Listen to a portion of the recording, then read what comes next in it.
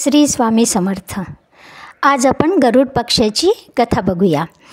गरुड पक्षाचं आयुष्य हे 50 वर्षाचं असतं। 50 वर्ष पूर्ण झाली की गरुड पक्षाला उडताच येत नाही, कारण वयानुसार त्याच्या पंखातील बळ आणि शक्ती अतिशय कमी झालेली असते।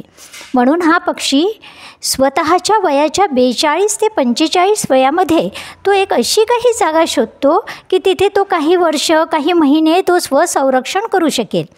आणि त्यासाठी तो एक सर्वप्रथम शेत किंवा झाड, त्याची टोकरी, झाडाच्या कोठरीमध्ये तो आपली जागा तयार करतो सुरक्षिततेसाठी।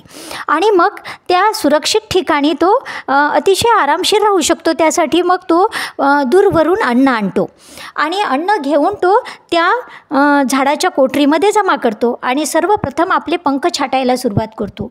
आपले दोन्हीही पंख अगदी रक्तबंबाळ होईस तो छाटतो।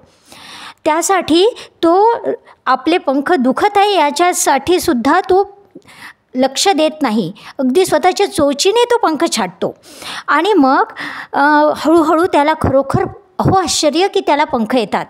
आणि मग तो पुन्हा पंखामध्ये बळ येईस तो पुन्हा तिथेच राहतो। 4-5 महिने त्याचं जमेल इतकं अन्न तो त्याने आधीच आणून ठेवलेलं असतं। आणि मग पंखामध्ये बळ आल्यानंतर तो उंच उडतो, उंच उड्डाण करतो, उंच झेपावतो, अगदी आकाशामध्ये आरामशीर झेप घेतो।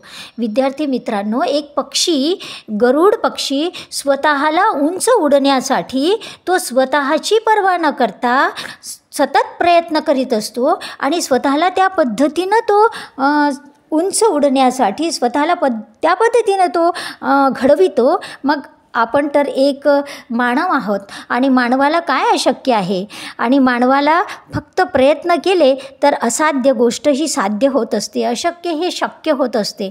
आणि म्हणून विद्यार्थी मित्रांनो, भरपूर अभ्यास करा, मनन करा, उजळणी करा, सराव करा।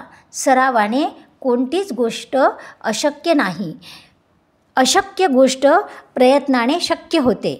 म्हणून भरपूर अभ्यास करा आणि स्वतःला तसं बनवा।